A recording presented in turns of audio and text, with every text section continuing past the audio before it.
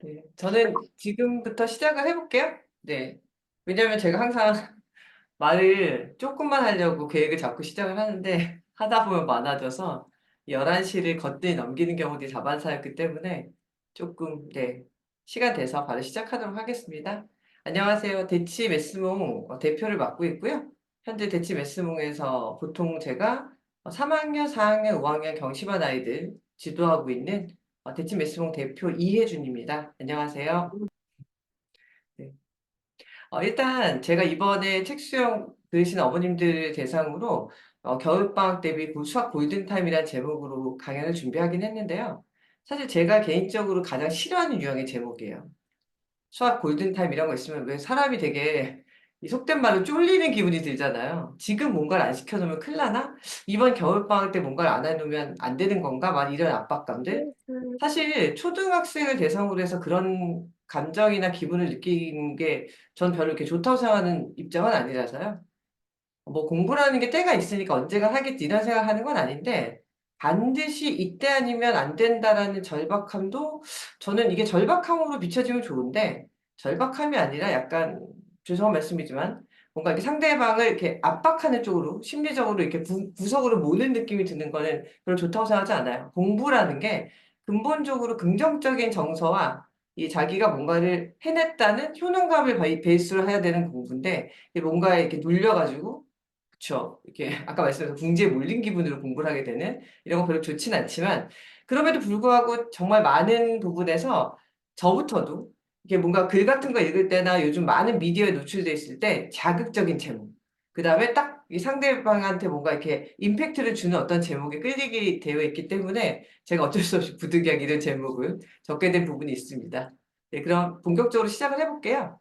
일단은 본격적인 소개에 앞서서 제 소개를 간략하게 먼저 드리자면 간략하진 않네요, 제 소개가. 네, 일단 저는 보통 이제 소개를 드릴 때 수학교육 전문가라고 말씀을 드리고요. 대치동에서는 지금 저희 아이들 데리고는 한 14년, 그 다음에 근본적으로는 20년 넘게 현장에서 이게 초등학생 아이들에게, 그러니까 중고등학생 아이들을 지도했던 건 훨씬 더 이전이고요. 20살 때 직후에 이제 상황들인 거고, 조금 자리 잡은 다음에 뭔가 생각이 있이, 아, 나는 초등생한테 지도를 하고 싶다라는 마음을 먹고, 초등학생들에게 수학 지도를 한 지는 만 20년이 넘었어요. 그래서 20년 넘게 현장에서 정말 초등학생에게 초등과정부터 고등과정까지 지도를 한 지가 이제 만 20년이 넘어가고요. 제가 옆에 서울대 한트럭이가 적은 게 뭐냐면, 최근에 제가 어떤 영상을 보는데 거기에 그 선생님에 대해서 뭐 말씀드릴 때마다, 서울대를 한트럭 보낸 선생님이라고 나오시는 거예요. 그래서 제가 속으로 막 생각해 봤거든요. 내가 가르쳤던 애들 서울대 진짜 많이 갔는데, 서울대 공대 정말 많이 가거든요. 메스모 아이들이. 뭐 서울대 공대만 갔겠어라고 할 수 있는데, 나도 그럼 서울대 한트럭 보냈다고 얘기해도 되나? 뭐 이런 생각이 문득 들어서 저도 서울대 한트럭 보낸 선생님이라고 말할까? 그래서 적어봤는데 사실은 조금 슬픈 게 입시하시는 선생님들에 비해서 저 같은 경우에는 한 해에 제가 졸업시키는 아이들이 많아 10명이 안 넘어요. 그쵸. 그러니까 이 한 트럭에서 트럭이 1톤 트럭인지 2톤 트럭인지 추학 선생님이니까 정확하게 몇 톤 트럭인지 알아야 되는 상황에서 그쵸. 이게 어떤 트럭에 태워야지만 한 트럭을 했다라고 얘기를 할 수 있을까?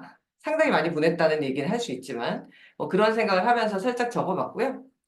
당연히 많은 학부모님들과 많은 아이들을 만나서 현장 경험이 굉장히 풍부하다는 게 저희 장점이기도 하고요. 제가 어쨌든 학부도 수학 교육을 전공했고, 그 다음에 석박사는 교육학으로 했고, 현재 제가 따끈따끈하다고 교육학 박사를 적어놨는데, 제가 12월에 논문 디펜스를 하고, 내년 2월에 학위가 나오거든요. 그래서 그 전까지 수료였다가, 제가 올 여름에도 책 수영 강의를 해드렸었는데, 그때만 해도 제가 수료라고 말씀을 드리고, 논문을 열심히 준비하고 있습니다라고 했었는데 그 준비된 논문들로 네, 지금 학위를 다 받게 된 상황이라 제가 부모님들께 자랑하려고 여기다 잠깐 살짝 적어놨고요. 그 다음에 제가 한 외부 활동들이 뭐 유튜브 검색해 보시면 제가 나오는 영상이 종종 있고요. 그 다음에 엄마 인강이라는 그 뭐라고 하면 좋을까요? 학부모들뿐만이 아니라 많은 교육에 관련된 유료 콘텐츠를 제공하는 어떤 사이트? 뭐 이런 곳이 있는데 엄마인강이라는 곳에서 대치동 초등수학 교육법이라는 강좌를 개설해서 거기도 이제 제 강의가 있고요. 그다음 저희가 수학 진짜 잘하는 아이는 읽고 씁니다라는 책을 출판해서 서점에서도 제가 낸 책을 보실 수 있을 거고요. 그다음에 다른 또 경력이 뭐가 있냐라고 하면 이제 멘사 정회원이고요. 그다음에 한국창의력 교육학회 이사로 이제 재직 중인 상황입니다. 네, 그 다음에 제가 했던 외부 활동들을 살짝 먼저 보여드리면 아까 말씀드렸던 책 있고요. 그 다음에 유튜브에서 나왔던 것들, 그 아까 말씀드렸던 엄마인간 강의들이 있는데 제가 이걸 보여드리면 많이 얘기해 주시는 게 뭐냐면 어머, 딴 사람 같아요. 영상에 나오는 모든 사람이 이 동일한 인물 같아 보이지 않는다는 얘기를 진짜 많이 듣는데 심지어 저 얼마 전에 어떤 일을 겪었냐면요. 제가 가르치는 저희 반에 요번에 온 친구 중에 하나가 새로 신입생으로 왔는데 어머님이 저희 학원 처음 보내신 계기가 유튜브에서 제 강의를 보시고 이런 학원에 아이를 맡기고 싶다라는 생각이 들어서 저희 학원에 수소문해서 오셨어요. 그러다가 어, 제 수업을 듣고 싶다 해서 들으실 수 있는 건 아니다 보니까 아이가 네, 어느 정도 일정 수준의 성취를 내줬고 시험을 합격했고 그래서 이제 제 수업을 듣게 됐는데 아이에게 첫 수업 들은 다음에 너 이 선생님한테 수업 받고 왔지라고 얘기했더니 아이가 자기 이 사람한테 수업 안 받았다고 유튜브 영상들 보여주면서 이 선생님 아니었다니까 아이가 아니었다고 얘기했다는 거죠. 그래서 제가 어머니 원래 여자들은 화장과 조명과 그날의 컨디션에 따라서 얼마든 달라 보이지 않냐라고 했는데 제 외부 활동 영상들 보면 제 지금 보여드린 화면하고 또 다르다는 얘기 많이 듣는데 다 동일 인물 맞습니다. 그래서 궁금하시면 한번 검색해서 보셔도 네 제가 20 몇 년 동안 아이들하고 어머님들 만났으니까 얼마나 할 얘기도 많고 공부도 딴에는 많이 했기 때문에 들이마시 얼마나 많겠어요. 근데 이거를 길게 얘기 못 드리고 매번 이렇게 짧게 얘기하다 보니까 짤막짤막하게 다 들으실 만하지 않을까? 그런 부분들이 있으니까 네 권해드리겠습니다. 자, 일단 제가 오늘 본격적인 강의에 앞서서 요즘 최근 교육의 이슈가 뭘까라고 곰곰이 생각을 해봤거든요. 네, 그리고 또 최근 교육의 이슈라는 게 예를 들면 내가 궁금한 게 사실 최근 이슈일 텐데라고 할 수 있지만 언론이라든지 그 다음에 여러 그 교육 관련된 부분들 그러니까 정말 이걸 연구하는 집단에서든 아니면 그런 미디어에서든 이런 부분들에서 교육 관련된 어떤 기사라든지 이런 걸 해서 사실은 이들 스스로가 어떤 이슈를 만들어내는 부분도 있어요. 실제로 현장에서 일하는 저희는 덜 느낄 수도 있고 또는 아이들 지도하시는 어머님들도 잘 못 느낄 수 있긴 하지만 최근 교육의 이슈가 뭘까라고 생각해보면 이러이러한 부분들이 있을 거다라고 해서 제가 한번 언급해 드리려고 적어봤고요. 일단 가장 큰 부분은 저희 아이들 제가 이제 요번 강의 제 강의를 준비하면서 코치님께서 어떤 대상으로 하면 좋을까를 물어보셔서 제가 초등학교 2학년, 3학년, 4학년 정도가 좋을 것 같아요라고 많이 말씀을 드렸었는데 이제 그 아이들, 특히 2학년 아이들 같은 경우에는 이 아이들이 본격적으로 바뀌는 입시에 놓여지게 되고요. 그 전 아이들도 현재 중학교 2학년 밑으로는 약간 변화하는 입시 체계 안에 좀 놓여 있는 상황들이에요, 아이들이. 그래서 제가 오늘 주제가 그걸 발표해 드리려는 건 아니기 때문에 간략하게 설명을 드리자면 어머님들도 많이 언론에서 보셨을 건데 절대평가가 확대되는 부분이 있죠. 그렇다고 전면 시행은 절대 아니고요. 그다음에 이제 일단 수능에서 변화가 오고 있는데 계속 전문가들이 얘기하는 부분은 뭐냐면 수능은 자격화될 거라는 게 굉장히 큰 뭐랄까 이슈예요. 무슨 얘기인가 하면 수능 시험의 변별력을 자꾸자꾸 줄여나가고 수능 시험은 공정성을 대변하는 시험을 자꾸 바뀌면서 수능에서 어느 정도 일정 수준을 넘기는 것은 기본으로 하되 결국 아이를 평가하는 가장 중요한 덕목은 고등학교 때 이 아이가 생활했던 것들을 단순히 내신이라는 차원이 아니라 생활했던 많은 것들, 생기부라고 할 수 있는 것들, 그 안에서 챙겨놨던 아이들 경력이라든지 이력이라든지 아이가 공부했던 어떤 것들을 성적뿐만이 아니라 그런 많은 것들을 계속 수시 평가하는 제도로 바뀌게 될 가능성이 굉장히 높아지고 있고요. 고교학점제가 전면적으로 시행되는 부분 당연히 들으셨을 거고요. 고교학점제가 뭐냐에 대해서 오늘 말씀드리려고 한 건 아니었기 때문에 이것도 마찬가지로 간략하게 말씀드리면 결국 우리가 다양화되는 이 변화되는 사회 속에서 언제까지나 맨날 빤한 어떤 그런 과목들, 교과 과목을 듣게 할 수 없다라는 부분에서 굉장히 많은 다양한 수업들을 들을 수 있게 해주고 내가 선택한 거에 대해서 만약에 이게 입시에 크게 반영이 된다면 아이들이 당연히 점수 잘 나오는 과목을 듣고 싶지 않겠어요? 그래서 뭔가 그런 부분에 대해서 평가를 조금 지금하고 좀 다른 시스템을 가져가면서 말씀드렸던 것처럼 입시에 있어서 뿐만이 아니라 아이들이 고교 때 자기의 어떤 직업이라든지 미래에 대해서 많은 다양한 수업들을 접해볼 수 있게끔 지금 고등학교 수업이 많이 바뀌고 있는 상황이고 이게 여태까지는 시범 수업이었다면 이제는 전면 시행으로 확대되고 있는 상황이에요. 그리고 전체적으로 학계에서는 어떤 얘기들이 많이 나오냐면 코로나 이후에 정말 어떤 학습 풍토들이 조금 가속화되고 있다는 부분들. 즉, 말씀드리자면 초등은 선행학습이 많이 가속화됐고요. 중고등 같은 경우에는 사교육 의존도가 훨씬 높아지고 있는 어떤 그런 데이터들이 있어요. 그래서 그러니까 코로나 이전과 이후에 달라진 교육계 변화들도 최근 교육의 이슈들이 들어가고요. 왜냐? 이제 코로나가 어떻게 보면 엔데믹으로 바뀌면서 완전 종식이라고 말할 수는 없지만 어쨌든 한 번의 그 분기점이 지나간 상황이잖아요. 그렇다면 다시 예전으로 돌아갈 것인가? 아니면 코로나 때 촉발된 어떤 부분의 변화들이 앞으로 남은 그 이후의 삶들, 이후의 삶이라고 하면서 이후의 어떤 시기적인, 시대적인 이런 부분들을 계속 그런 부분에 영향을 주게 될 것인가 하는 것들도 궁금한 부분들 중에 하나일 거고요. 당연히 요즘 또 사회의 어떤 화두 중에 양극화가 있죠. 뭐 평균의 실종이니 뭐니 해가면서. 근데 사실은 교육도 굉장히 양극화되고 있어요. 그 양극화가 단순히 뭐 사교육을 많이 받느냐 적게 받느냐 문제가 아니라 교육에 대해서도 예를 들어 선행학습 하나만 놓고 보더라도 선행학습을 시작하는 나이, 하는 어떤 아이들의 연령이나 과목들이나 이런 것들이 굉장히 많이 다양해지고 더 어려지고 하는 부분도 있지만 뒤집어서 반대로 예전처럼 그렇게 누구나 다 공부에 목숨 걸고 있고 공부가 모든 것에 뭐랄까요? 반드시 궁극적인 하나의 목적이 돼서 이렇게 막 어머님들이 매달려 계시지 않는 경우도 굉장히 많아요. 공부 말고도, 그러니까 어정쩡히 어떻게 보면 공부 잘하는 것보다는 아예 다른 길을 선택하는 게 이 아이의 어떤 삶이나 미래에 대해서 낫지 않을까 생각하는 집단들이 많아지고 있다는. 어떻게 보면 저는 교육의 양극화는 약간은 바람직한 쪽으로 갈 수도 있을 거예요. 그러니까 이 양극화라는 단어가 말씀드렸던 것처럼 사교육비라든지 또는 사교육 공부하는 시간이라든지 사교육뿐이 아니라 공교육에서의 뭐 혜택이라든지 뭐 많은 부분에서 양극화라는 단어가 가져다 주는 어떤 부정적인 감정들이 있긴 한데 제가 말씀드린 거는 어떻게 보면 예전에는 조금 더 획일적으로 누구나 다 선행을 해야 되는 것 같았고 누구나 다 한 방향으로 공부하는 것 같았다면 조금 요새는 제가 보실 때 어머님들도 이쪽으로 가시는 어머님 더 빠르게 더 많이 반대로 아닌 것 같아 공부가 아니라는 뜻은 아니지만 꼭 그래야만 하는가에 대해서 의문점을 갖고 계신 분들은 더 많이 행동하시는 부분들 과감해지시는 부분들 있는 것 같아요. 그래서 이런 부분들도 약간 교육의 이슈기도 하고요. 결정적으로 대학의 위기라는 얘기를 제가 드렸는데 아마 어젠가 그저께도 뉴스에 나왔죠. 지금부터 몇십 년 뒤에는 정말로 대학을 간다 안 간다는 문제가 더 이상 되지 않을 거다. 누구나 대학은 원하면 갈 수 있는 거고 대학 입시가 중요한 게 아니라 대학교의 기능, 평생교육으로 확대, 그 다음에 대학원의 기능 이런 것들이 완전 달라지면서 지금 우리가 살아왔던 시절에 대학이 갖고 있는 위상들이 완전히 달라질 거고 그것들에 대해서 맞춰서 아이들을 바라보고 있거나 아이들을 지도하는 것 자체가 굉장히 어떻게 보면 근시안적이다. 뭐 이런 얘기들이 뉴스화되고 있었어요. 저도 이번 의견 동의하고요. 실제로 저희가 공부해보면 지방에 있는 학교들, 대학들 같은 경우에는 생각보다 어마무시하게 많은 일들이 벌어지고 있어요. 그 많은 일이 뭐냐면 아이들이 줄어들고 있는 거예요. 학교가 없어질 판인 거예요. 그러다 보니까 많은 국립대학 사립대들이 조인해서 그쵸 학점은행제처럼 그 학교에 가지 않더라도 그 학교에서 학위를 받을 수 있게 한다거나 하면서 융합되고 있고 통폐합되고 있는 부분들이 정말 딱 서울 경기권만 넘어가면 엄청나게 많더라고요. 그래서 이런 부분들도 뭔가 우리 아이들이 나중에 커나가는 어떤 우리 그 아이들의 미래 지점에 영향을 미칠 만한 요소들로 작용하기 때문에 제가 최근 교육 이슈라고 한번 드려봤고요. 사실은 부모님들 입장에서는 어머님들 입장에서는 이런 것들 들으면 이런 게 있구나. 이렇구나라는 생각도 물론 드시면서도 참 피곤하다는 생각도 많이 드세요.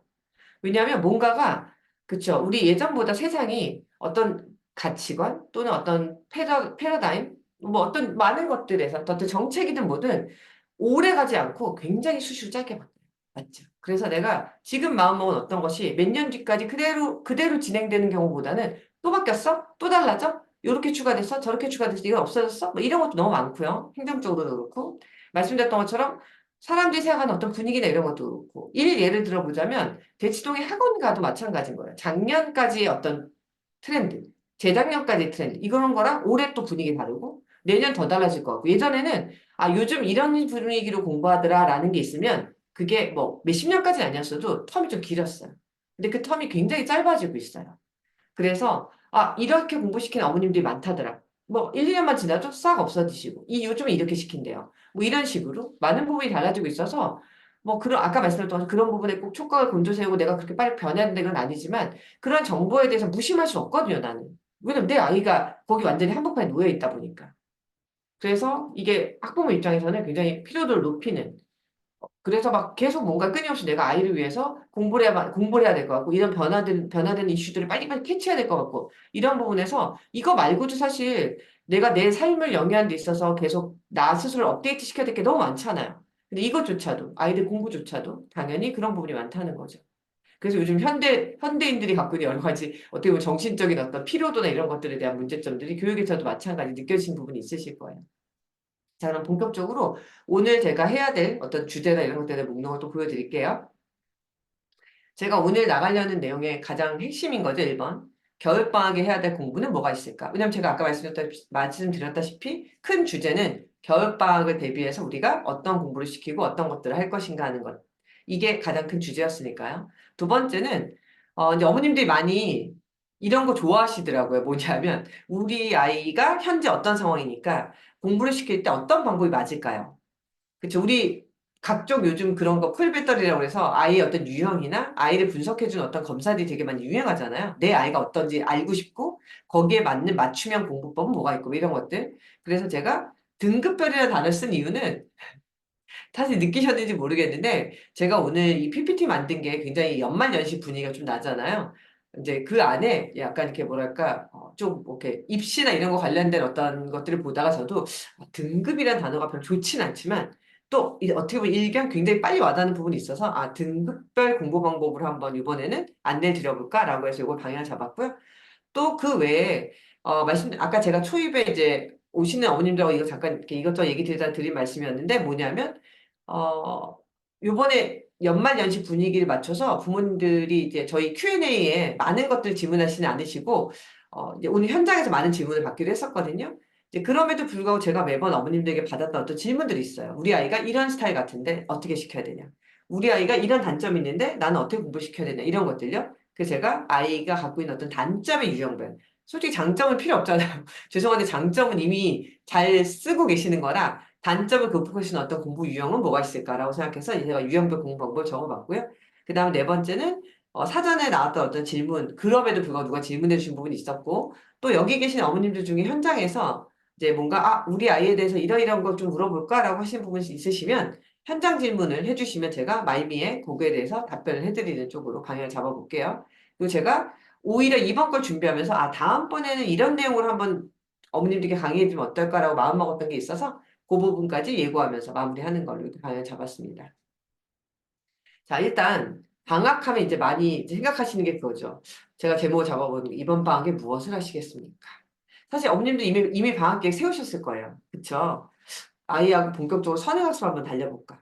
어느 과정부터 시작해야 되나? 어떤 문제집을 해야 되나? 선행학습을 하면 우리 아이가 잘 할까? 선행학습 꼭 해야 되나? 뭐 이런 많은 고민들이 있으실 거예요. 그 다음에 뭐 예를 들어 교과형 문제집으로 나가는 선행학습은 아니어도 연산을 좀 시켜볼까? 연산이 부족하다고 하는데 방학 때 연산을 좀 많이 해주면 어떨까? 뭐 연산에 대한 고민들. 그 다음에 당연히 사고력 수학을 해보는 건 뭐 필즈라든지 아니면 1031이라든지 3분 올림피아드라든지 아니면 성대경치라든지 아니면 뭐 꼭 성대경치 아니래도 경시 문제들 풀려본다거나 하는 소위 말하는 사고력 수학들에 대한 어떤 것들 또는 지난 학기 게 많이 부족한 것 같은데 좀 지난 학기 걸 다시 복습해야 되지 않을까 하는 부분들에서 지난 학기 복습을 계획을 잡으실 수도 있고요. 또는 저희 책 수강을 하시는 어머님들 같은 경우에는 학기 중에 너무 바빠서 탐구 노트를 못 썼는데 내가 정말 이번 방학에는 아이하고 탐구 노트를 진하게 쓰게 해보겠다거나 뭐 이런 계획들을 세우실 수 있을 것 같아요. 그래서 제가 이런 목표들을 갖고 계시지 않을까라고 해서 한번 적어봤고요. 이런 부분에서 이걸 해야 되나 말아야 되나에 대한 판단을 사실 제가 내려드릴 수는 없어요. 왜냐면 자, 제가 지금 쓰는 단어를 한번 생각해 보세요. 이걸 해야 하나 말아야 되나? 해야 한다고 한 기준은 누가 잡아줄까요? 아무도 잡아주지 않아요. 그건 어떻게 보면 그냥 한다라고 생각하시는 거예요. 해야 하나 또는 누가 해도 된다고 그랬다 허락한다 이런 게 아니잖아요. 그냥 지금쯤 뭔가 아이하고 대화를 해봤을 때 물론 아이와 대화를 해서 아이한테 우리 공부해볼까라고 했을 때 아이가 네 좋아요 이런 아이가 어디 있어요. 그게 아니라 제 말은 아이가 이걸 받아들일 만한 어떤 상황이 됐다라고 판단된 어떤 지점들이 있을 거예요. 그리고 아이하고도 이번에 우리 뭐 교과 과정 메타학을 배워볼까라고 대화를 해보신다거나 아니면 연산을 좀 해볼까라고 대화를 하신다 이러면서 막 고민하신 지점도 있었을 거거든요. 그래서 아마 이런 것들을 해보시려고 계획을 잡아주셨을 수 있을 것 같아요. 물론 이거 아무것도 안 하고요. 그냥 저희는 원래 학기 중에 했던 거 정도만 하겠어요 하시는 경우도 있지만 그런 경우에는 예를 들어 어떤 뭐 활동들을 많이 하시겠죠. 뭐 나가신다거나 외국에 아니면 아이하고 뭐 책을 많이 읽기를 하셨다거나 다른 과목을 하실 수도 있긴 하지만 수학에 대해서는 아마 이런 목표들을 많이 설정하셨지 않을까 싶고 꼭 이게 방학 목표는 아니고 사실은 우리 내년에는 이렇게 해볼까? 뭐 이런 계획일 수도 있을 것 같아요. 그래서 그렇다면 이런 목표를 잘 지켜내기 위해서 전 어떤 것들을 선택하셔도 괜찮다고 생각하거든요. 그런데 이것들을 잘 선택하셨으면 좋겠고 잘 선택하기 위해서는 어떤 걸 주의해야 되냐라고 한다면 저는 1번이 뭐냐면 아이하고 계획을 잡으시는 게 필요해요. 일방 통행은 쉽지 않으세요. 근데 이 부분에 대해서 요즘 그 왜 아주대학교에서 아주대 그 정신과 교수님 맨날 나오셔서 약간 요즘 그런 얘기 하시잖아요. 아이에게 뭐 의견 묻지 마라. 그냥 시키는 거다. 뭐 이러시긴 한데 이제 생활적인 부분에 대한 많은 것들이고요. 공부도 마찬가지 사실은 꼭 해야 되는 건 맞아요. 근데 해야 되는 하루하루의 숙제나 이런 습관적인 게 아니라 만약에 여태까지 하지 않았던 어떤 공부를 새로 도입한다. 선행학습을 시켜야 되겠다라든지 아니면 여태까지 안 했었지만 이제 연산을 해보겠다든지 조금 특이한 공부를 할 때는 하루아침에 아이를 붙들고 우리 오늘 이번에 이번 방 이런 거 할 거야. 이런 대화는 아니죠. 그 전에 약간 빌드업을 해나가셔야 되는 거예요. 우리 방학 때 이번에 무엇을 해볼까? 어떤 공부가 필요할까? 이런 대화를 해하시다가 결국엔 뭐예요? 어머님이 다 이렇게 세팅해 주시잖아요. 엄마가 생각엔 네가 이런 거 하면 좋을 것 같아. 엄마 생각엔 네가 이런 거 하는 게 필요한 것 같아. 넌 어떻게 생각해? 그런데 넌 어떻게 생각해서 그 의견 들어주시는 게 아닌 거 아시죠? 그럼 들어주지도 않을 거면 엄마는 왜 물어봤어? 궁금해서 물어봤지. 엄마는 네가 이렇게 했으면 좋겠어. 라는 거잖아요. 왜냐면 요 시기의 아이들은 아직까지는 엄마가 해주는 게 가장 좋다고 생각하는 건 맞아요. 다만 그걸 이게 뭔가 자기가 아무것도 선택하지 않은 상황에서 엄마한테 등 떠밀려서 했다는 감정보다는 엄마가 판을 깔아주고 선택은 내가 한 거라는 마음을 좀 갖게 해주시는 게 필요한 거죠. 그리고 저는 많이 얘기하신 아까 말씀했다시피 아이 스스로가 갑자기 선행학습을 하고 싶어요. 연산해볼래? 엄마 나 수학 공부 이번에 방학 때 많이 할래? 이런 생각 먹지 않아요. 왜? 힘들잖아요. 안 하던 걸 해야 되는데. 안 하던 걸 해야 되는데 어느 누가 그걸 기꺼운 마음으로 즐겁게 그런 것보다는 제가 이제 이럴 때 드릴 말씀이 인간에게 누구나 다 내부 동기와 외부 동기가 존재하죠. 근데 내부 동기가 외부 동기보다 늦게 발생한다는 건 누구나 다 아는 자연적인 상황인 거고요. 때로는 어린아이들에게는 외부의 동기가 큰 힘이 돼요. 뭐 우리 요번 학기에 요번 방학 때 요거 떼면 엄마가 어딜 데려가 줄게 뭘 사줄게 등등등. 뭐 아니면 아이가 평소에 갖고 싶어 했던 어떤 게 있든지 간에. 그래서 생각보다는 이런 외부의 동기로 아이를 촉발시키신 다음에 그 안에서 아이 스스로가 자기가 격려받고 아 뭔가 내가 이걸 해보니까 할만하다 할 수 있었다라는 걸 배우게 하면서 또는 몸에 있게 하면서 스스로 그 다음번에 조금 더 업그레이드 그 다음을 누리게 하셔야 되는 거예요. 그래서 저는 어머님들이 아 제가 맨날 뭘 사준다고 하고 뭘 해준다고 하면서 애를 끌고 나가도 되나라고 하시는데 그럼요 어머님. 지금은 그런 식으로 아이를 안 치셔야 되고 시작하시게 만드시는 게 필요한 건 맞아요. 그래서 이런 외부 동기도 습관이 되다 보면 내부 동기로 변해요. 근데 언제 변하냐 하면 조금 철이 든 다음에 변하긴 하죠. 아기 때 바로 뭐 7살이라서 내가 8살 때는 스스로 내면은 그렇진 않습니다. 아이들도 공부를 잘하고 싶어 하거든요. 그리고 잘하기 위해서는 노력해야 된다는 것쯤은 알아요. 다만 아직은 그 노력하는 것과 잘하고 싶은 마음에서 아직은 줄다리 가고 있는 상황이기 때문에 아이들 물어보면요. 공부 못하고 싶어 하는 아이는 아무도 없어요. 대부분. 보통 그렇게 얘기하는 아이들은 이렇게 어른인 척하고 시크인 척하고 싶어서 그런 부분인 거지. 왜냐면 우리가 공부에 대한 가치를 되게 높이 산다는 걸 애들도 배우거든요. 사회생활하고. 사회생활이라는 게 학교를 다닌다거나 엄마하고 대화를 하거나 많은 부분에서 느껴요. 뭐 학원을 간다거나 하면서. 그렇기 때문에 아이들은 대부분 다 공부를 잘하고 싶어요. 그게 꼭 수학이 아닐 수 있긴 하지만 그런 부분에서 인정받고 싶어 한단 말이에요. 그래서 지금은 그런 식으로 습관을 잡게끔 해주시는 게 필요하고요. 그 다음에 제가 부탁드리고 싶은 두 번째가 뭐냐면 제발 여기서 하나만 고르세요. 무슨 얘기인가 하면 여기서 이제 부모님들이 보통 이런 경우에 이것도 해보고 싶고 저것도 해보고 싶고 막 이러신 경우가 있으세요. 저는 그게 가장 나쁘다고 생각해요. 그럼 죽도 밥도 안 돼요. 방학이 기니까 다 할 수 있지 않을까요? 라고 하시는데 방학이 길기 때문에 딱 하나만 제대로 해보세요. 제가 여름방학 때 오히려 이런 거 다 해보시라고 말씀 안 드려요. 그러니까 이런 것들 주고 이게 집중적으로 뭘 해보세요라고 저 말씀을 안 드려요. 여름방학은 오히려 되게 단기적인 어떤 것들 집중하시라고 말씀드리는데 선행학습 같은 경우 막말로 한 학기를 공부해 볼 수도 있고요. 연상 같은 경우에도 한두 학기 정도를 마스터할 수도 있고요. 사고로 수학 같은 경우에 저희 대치 같은 경우에 3% 올림피아드 한 과정씩 막 끝나거든요, 방학 때. 그렇기 때문에 겨울방학은 길죠. 길다고 여러 개를 하라는 게 아니라 하나만 목표를 잡으셔서 그거를 제대로 완수하시면 가장 어떻게 보면 바람직하고 모범적인 어떤 방학을 보내실 수 있어요. 그리고 다만 이제 우리 이거 모든 습관에 관련된 문제 나오는 거잖아요. 오늘 못하면 다 때려쳐. 됐어. 너 네가 하긴 뭘 하래. 뭐 이렇게 하면서 우리 왜 이게 한번 물 건너가서 뭐 이런 얘기 하시죠. 다이어트에서 가장 유명한 격언이 그거거든요. 오늘 많이 먹었다고 내일 또 많이 먹으면 안 돼요. 오늘 좀 많이 먹었으면 오늘 많이 먹었다 안 돼. 어떻게 이러면서 내일 적게 먹으려고 다시 노력을 해야 되죠. 원래 우리가 하다 보면 특히 너무 이렇게 완벽하려고 하는 사람들, 그 다음에 우리 맨날 얘기하죠. 약간 강박이 있으신 분들이 하루라도 뭔가 이거 못하거나 오늘 무슨 사정 때문에 이게 망가지면 안 돼, 안 돼. 역시 안 되는 것 같아. 뭐 이런 식으로 내려놓거든요. 절대 그렇지 않습니다. 매일매일 최선을 다해 노력해 보다가도 안 될 때가 있어요. 오늘 뭐 무슨 일이 벌어질 수도 있고 그렇죠. 물론 꾸준한 게 최고고요. 매일매일 할 수 있는 어떤 약속들을 잡으셨으면 그렇게 하는 게 맞는데 그게 안 돼. 오늘 하루 좀 안 된다 그래서 오늘 포기하시면 안 돼요. 내일 다시 시작하는 거고 내일 했는데 또 내일이 무슨 일이 있었거든. 물론 제가 늘 어머님들 얘기해요. 제일 나쁜 엄마. 오늘 할 일을 내일로 미루고 내일 할 일 모레로 미뤄주는 엄마. 그런 얘기 드리는데 제가 드리는 말씀은 방학은 길어요. 보통 요즘은 방학이 2달인 경우도 되게 많거든요. 그렇다면 오늘 하루쯤 안 된다고 그래서 제 말은 최선을 다해봤는데도 안 될 때가 있다는 얘기죠. 그럴 때 다 빨리 내려놓고 포기하시고 아 됐어 뭘 이런 식으로 생각하지 마시고요. 한 달이 미뤄지시는 한이 있더라도 저는 내일 또다시 도전하시길 권해드려요. 제가 매일의 먼지란 표현을 썼는데 이게 뭐냐면요. 제가 요즘 어머님들이 많이 드리는 말씀이에요. 하루하루 보고 있으면 우리 아이 아직 너무 뭐랄까요? 멀었어요. 어떻게 저렇게 철이 안 들었지? 공부가 어떻게 되는 건지도 모르지? 어쩜 이렇게 한 자리에 앉아서 진득하니 공부를 못하지? 막 이런 어떤 어머님들이 걱정과 불만이 진짜 많으시거든요. 애들은 원래 그래요. 오늘 어떤 문제 풀렸어. 오, 맞았어. 내일은 똑같은 문제 푸는데 왜 틀리는 거야? 오늘은 괜찮았다가 내일은 아닌 것 같았다가 매일매일 달라져요. 그 애들은 원래 그래요. 제가 어머님들한테 드려요. 애들은 하루하루 공부가 그냥 먼지처럼 쌓인다고. 먼지 아시잖아요. 우리 먼지 안 닦으면 나중에 어때요? 수북이 쌓여있죠. 근데 매일매일 먼지 쌓이는 거 이렇게 들여다보시면 잘 안 보여요. 먼지가 열심히 굴러요. 나중에 쌓여요. 그러다가 1년이 되고, 그러니까 뭐 몇 달이 되고 몇 년이 되잖아요. 그럼 정말 많이 쌓여있어요. 제가 어머님들에게 드릴 말씀이. 어머니, 먼지도 나중에 오래되면 커다란 물건이 되어 있습니다. 네, 돌멩이처럼 커다래진다고 말씀드리거든요. 그럼요. 애들은 그렇게 그냥 먼지처럼 조금 조금씩 쌓이는 거예요. 그거를 이렇게 후 불어서 무용으로 만들지 마세요.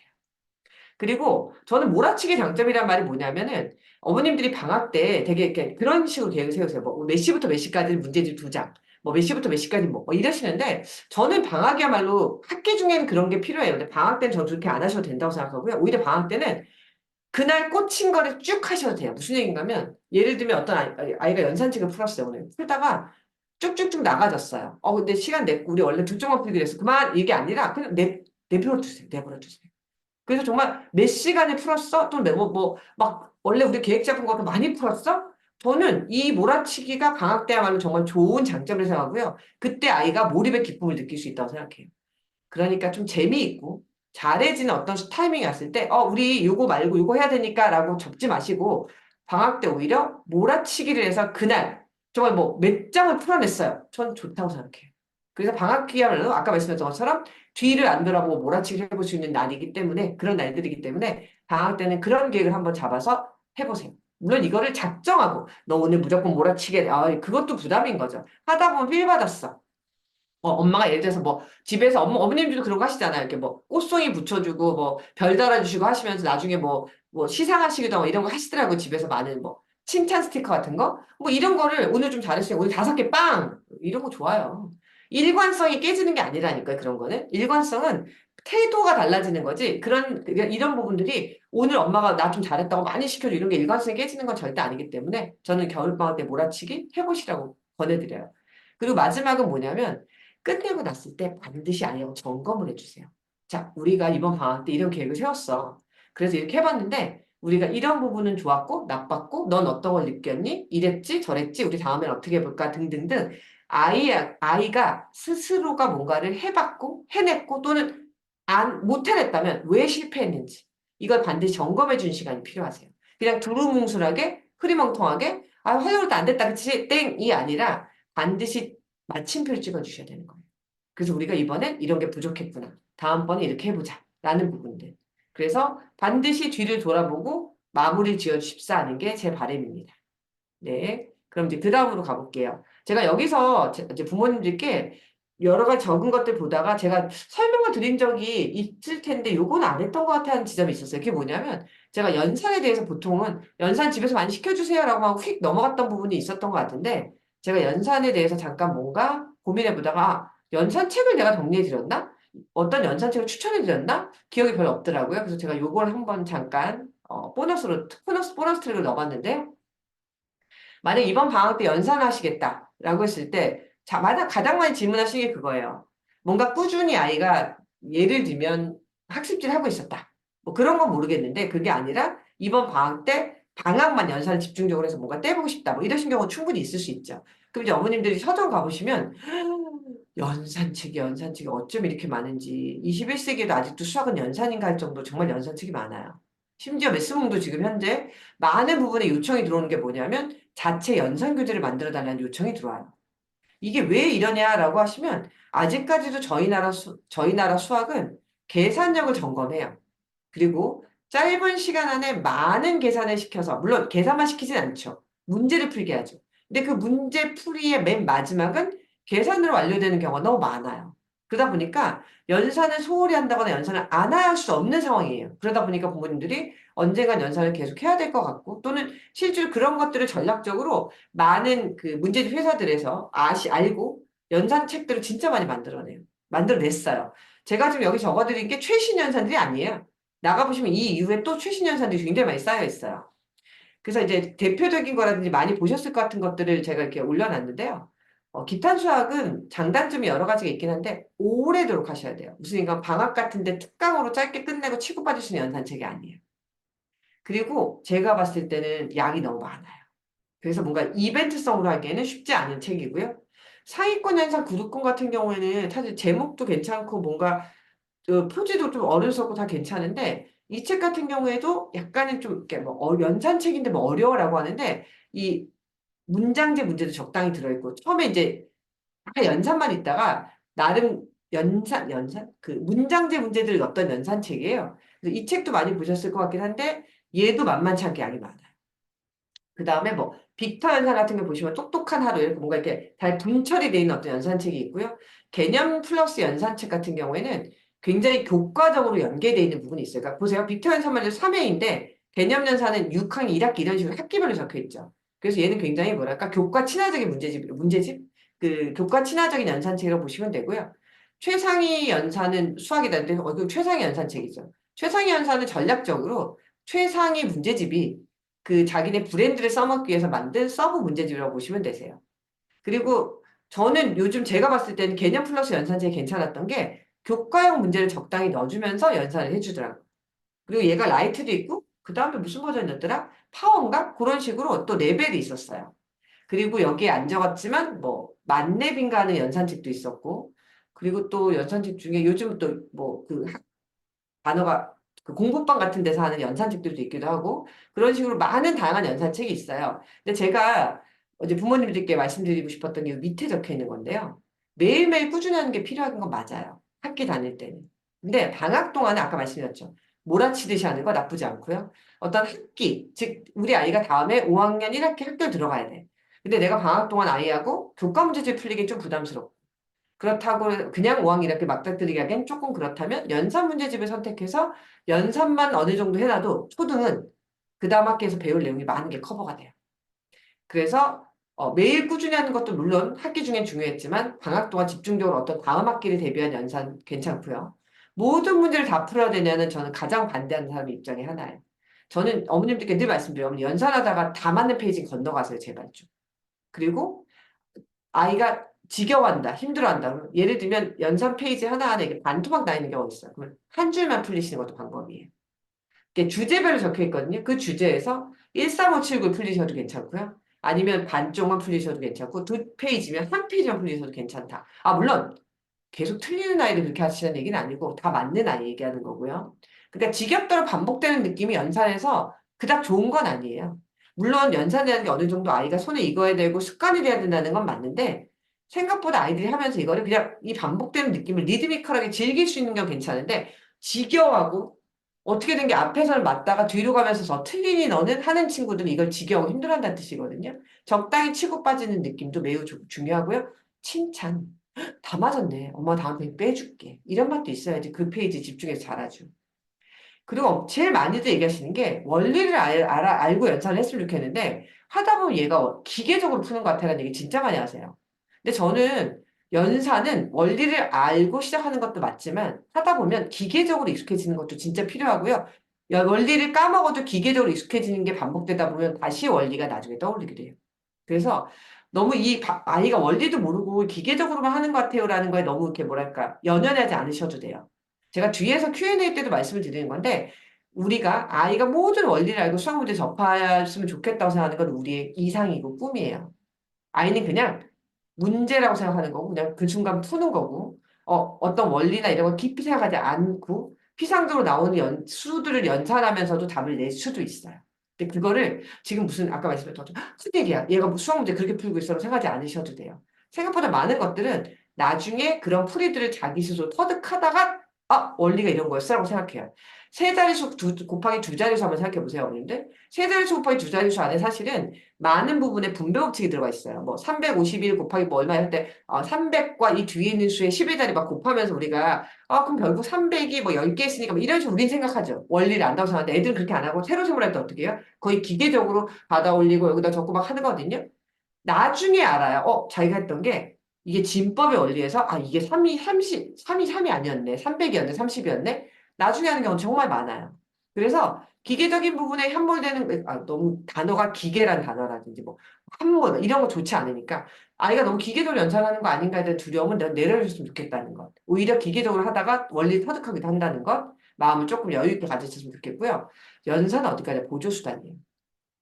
제가 아까 선행을 하는 데 있어서 연산을 방학 때 해주면서 이게 어느 정도 선행이 커버되지 않을까? 그건 맞는 말이죠. 근데 연산만 한다고 해서 아이가 모든 수학을 좋아하거나 터득하는 건 아니라는 말씀을 드리고 싶은 거고요. 근데 이제 아이들마다 연산으로 터득한 어떤 것들을 다른데 잘 써먹는 애들이 있고 연산은 연산일 뿐이 하는 경우도 있어요. 그러니까 이걸 너무 기대하시면 안 돼요. 이럴 수 있는 보조수단이야 라고 생각하시고 넘어가시는 건 되는데 이걸로 내가 뭔가 끝을 보겠다. 이런 마음보다는 그리고 제가 맨 마지막에 기적이 일어날까라고 말을 썼는데 이건 제가 대놓고 기적연산법을 까고 싶었는데 그 단어를 쓰기 애매해서 이렇게 써드렸어요. 제가 개인적으로 가장 싫어하는 연산 문제집입니다. 기적연산법. 기적이 일어나지 않아요.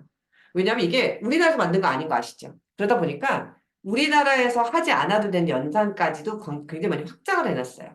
그래서 하다 보면 아이가 정말 거기 나와 있는 그 수체계라든지 이 뭐랄까, 연산의 단원 체계 뭐 이런 것들이 말씀했던 것처럼 이렇게 뭐 재미를 느끼고 좋아하게 되기보다, 물론 이제 어머님 중에 우리 아이는 기적의 연산법 되게 좋아하는데요. 괜찮아요. 그러니까 누구든지 어떤 경우든지 선호하는 게 다를 수 있어요. 저는 일반적인 얘기 드리고 싶은 거예요. 아직 우리가 이거 연산 한 번도 안 했고 또는 연산책이 뭐가 좋은지 모르겠고 할 때 어머님들이 이게 유명하고 많이 들어봤으니까 이 책을 많이 하시더라고요, 생각보다. 그리고 대충 같은 경우는 이 책을 아예 그냥 하라고 주는 학원이 있었어요. 이 책이 서브 교재고 숙제로. 근데 저는 개인적으로 기적연산법을 굉장히 싫어하거든요.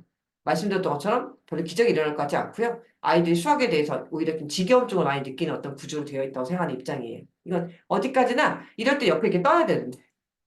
그쵸. 이거는 메스봉 전체의 의견이 아니고 이해준 개인의 의견입니다. 뭐 이런 거 떠야 되는데 그거 맞습니다. 네. 이건 제 개인적인 선호예요. 자, 이제 그 다음은 말씀드렸던 것 조금 네, 이제 어떻게 보면 재미라고 해야 될까요? 아니면 말씀드렸던 것처럼 우리 아이가 어떤 정도의 수준이라면 이렇게 공부시키는 게 필요하지 않을까라고 제 나름대로 생각해 본 것들이에요. 자, 이제 첫 번째 뭐냐면 그러니까 등급별 공부 방법과 뒤에는 유형별 공부 방법이 나오는데요. 이제 등급이라는 말을 썼는데 이거는 말씀드렸던 것처럼 괜히 이게 한번 임팩트 빵 줘본 거고 사실 초등 아이들을 얘가 최상위권일까? 얘가 중상인가? 얘가 중이나 중하? 이게 잘 몰라요. 사실 어머님들은. 왜냐면 중고등처럼 성적이 나오는 것도 아니고 요즘 또 성적이 상대평가로 안 나오고 절대평가 나오는 판국에서 우리 아이가 지금 어느 정도 하고 있는지는 사실 우리 담임선생님들도 굉장히 뭔가 희석시켜서 얘기해 주세요. 너무 노골적으로 막 예전처럼 뭐 못해요, 잘해요 뭐 이런 얘기 안 하시고 앞으로 더 잘할 수 있는 여지가 많고 우리 아이가 지금 현재는 되게 조심스럽게 접근하시잖아요. 요즘 초등학교 선생님들이. 근데 어머님들은 아시거든요.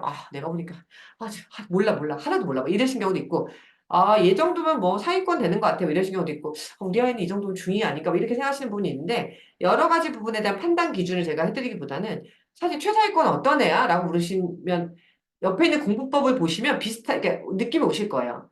뭐냐면 최상위권 아이들은 대부분 어떤 스타일이냐면 그냥 문제집을 자기가 고를 수 있고요. 고른다는 게 뭐, 나 이거 풀러내 이런 건 아닌데 어떤 문제를 줬을 때 이게 자기 재밌다 뭐 이렇게 느끼는 어떤 부분이 있는 거죠. 그리고 그런 문제집을 보통 풀 때 그냥 풀어요, 정말. 개념 안 배웠어도 옆에 있는 개념 읽고 그냥 풀고 계속 풀죠.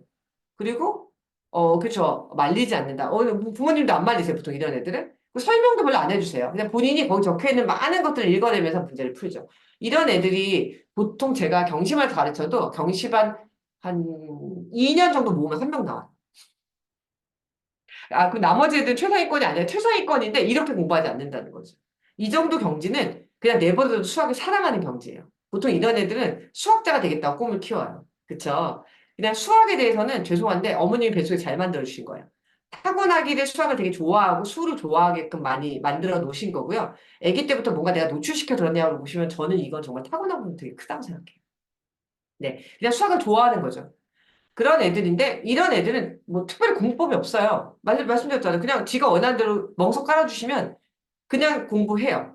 근데 보통 애들은 이렇지 않죠. 보통은 이제 여기 중사위권 애들처럼 굴죠. 가르치면 잘 알아듣는 것 같긴 한데 실수도 되게 많이 하고 다른 과목 공부시켜보면 공부시킬만 하긴 한데 수학이 가장 어려운 단계를 혼자 잘 못 푸는 애들. 이런 애들이 은근히 많죠. 이런 애들이 이제 중사위권을 분류를 해보면 좋은데 이런 애들을 그럼 어떻게 하면 공부를 잘해서 최상위권으로 갈까? 제가 아까 포인트 드렸을 거예요. 최상위권하고 차이점이 뭐예요? 수학을 좋아하게 만들어야 돼요. 근데 좋아하게 만드는 방법이 가장 힘들죠. 뭐든지 사랑에 빠지게 하는 게 힘든 것처럼요. 그 중에 아이들이 자기가 수학을 좋아하게 되고 잘하게 되는 가장 큰 배경안이 뭐였냐면 내가 수학을 잘하는 것 같아라고 착각하게 만드는 게 되게 커요. 그 잘하는 것 같아요 착각하게 만드는 게 뭐냐면 너무 어려운 문제를 줘서 이거를 올린다기보다는 아이가 풀 수 있는 것보다 조금만 어려운 거. 그런 것들을 풀어서 해보니까 할만한데? 이런 느낌을 갖게 해주시는 게 필요해요. 이제 우리 어머님들 이런 애들한테 아쉬운 게 상위권 어려운 문제니까 아주 어려운 문제를 고민하게 만드시고 싶어 하세요. 근데 생각보다 이런 애들은 그걸 그러니까 학습력이 좋고 센스가 좋고 해서 아까 다른 과목도 다른 과목을 잘한 어떤 학습적인 부분이 발달했을 가능성이 많거든요. 그러다 보니까 수학에 대해서는 막 아직까지 그 단계가 아닌 건데 우리가 그래서 많이 어려운 거 던지면서 뭔가 공부를 시켜주고 싶어 하죠. 근데 생각보다 그렇게 올라오지 않고요. 예를 들면 경시만 제가 잘 써먹는 거죠. 어려운 걸 가르쳐놔요. 그리고 어려운 거를 수를 바꿔서 아이가 적용해서 공부를 한 다음에 시험을 잘 칠 수 있게 만들어줘요. 그래서 내가 배운 걸 써먹어봤고 해보니까 되더라. 알아졌다 내가 이런 느낌을 갖게 하는 거죠. 그래서 한 단계 한 단계 끌고 나가는 방법이 있는 거예요. 그리고 이런 아이들은 부모님들 보시기엔 실수가 많아요. 아직 완벽하지 않다 보니까. 집중도도 떨어지는 것 같고. 근데 실수를 어떻게 잡아야 되나? 그 실수만 잡으면 정말 최상위권이 될 텐데라고 하시거든요. 근데 그 실수가 잘 안 잡혀요, 지금은.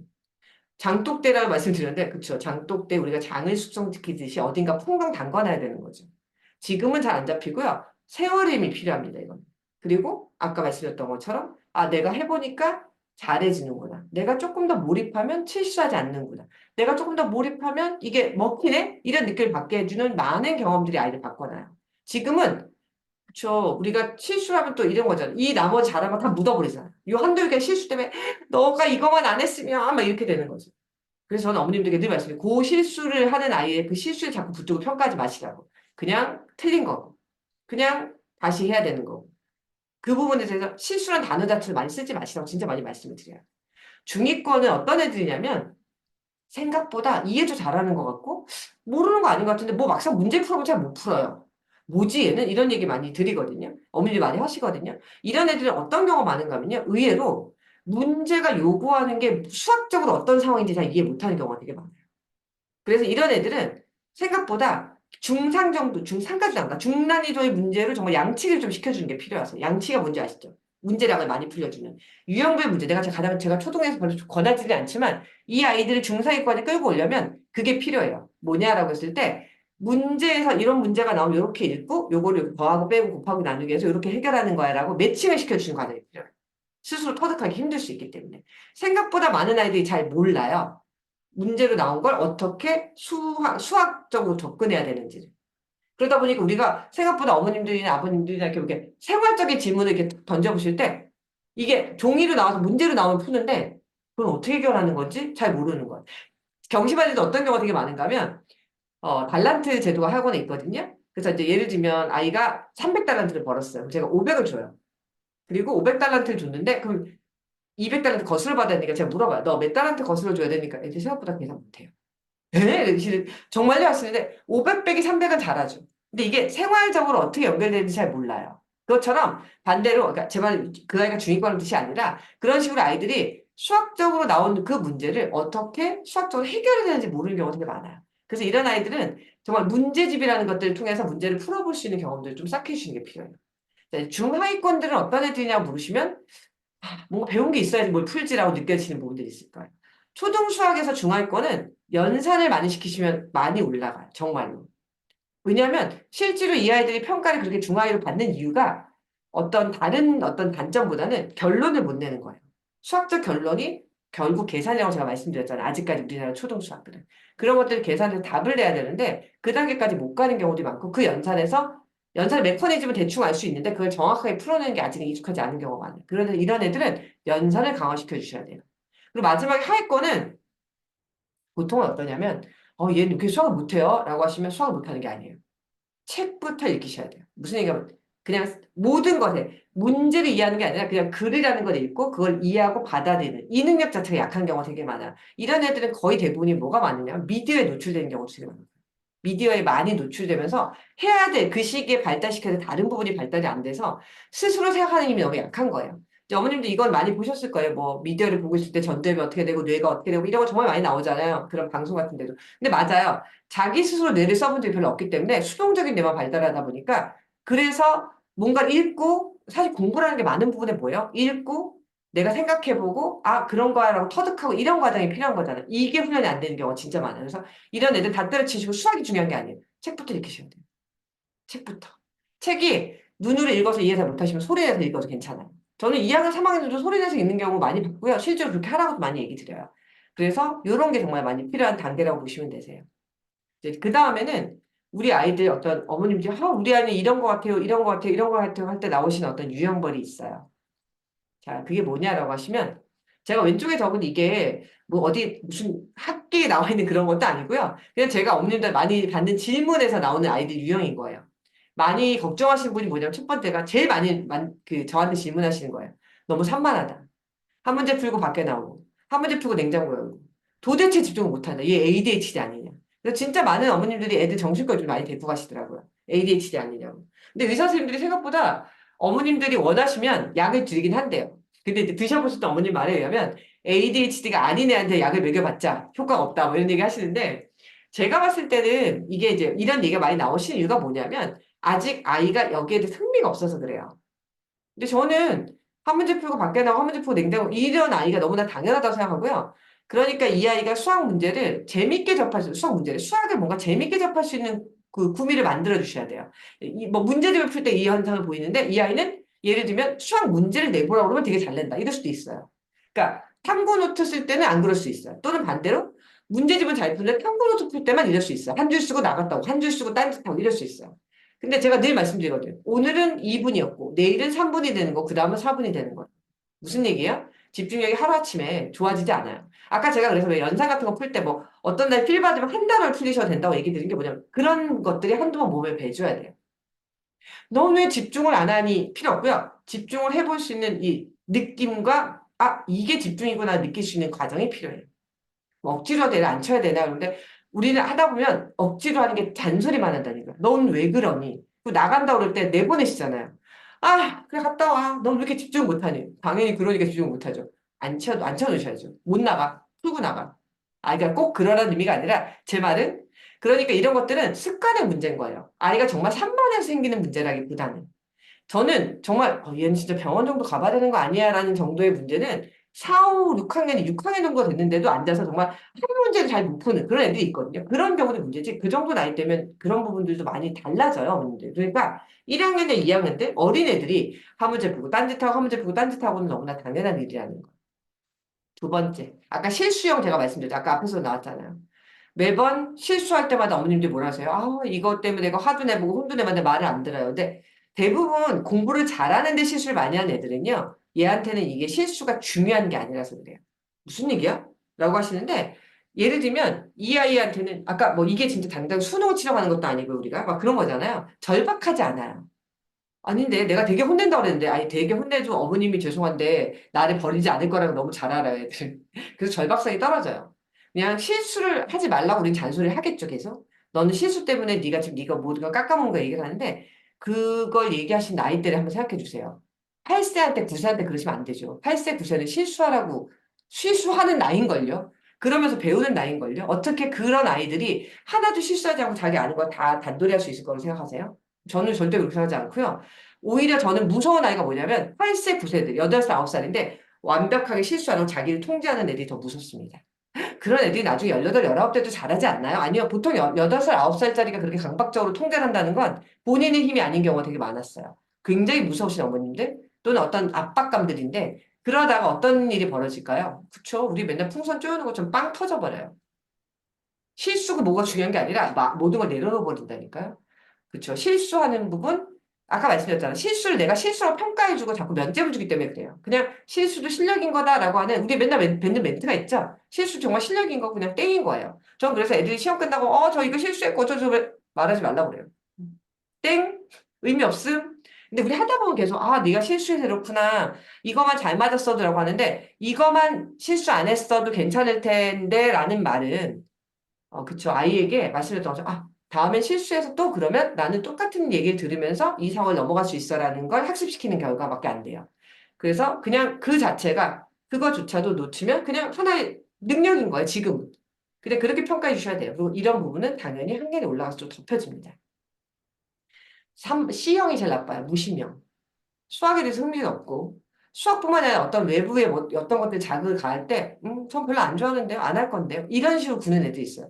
요즘 애들 사춘기 빨리 오거든요. 2, 3학년 여학생들 사춘기 오죠. 그래서 4학년 정도 되면 약간 좀 남자애들 허세 가득해지거든요. 그래서 괜찮아요. 저 몰라도 돼요. 뭐 안 할래요. 뭐 이런 식으로 하면서 동기가 없는 것처럼 구는 애들이 사실 제일 무서워요. 모든 걸 시크하게 패스하려고. 근데 사실은 제가 아까 말씀드렸죠. 이런 애들의 깊은 마음속 안에는 잘하고 싶은 마음이 더 커요.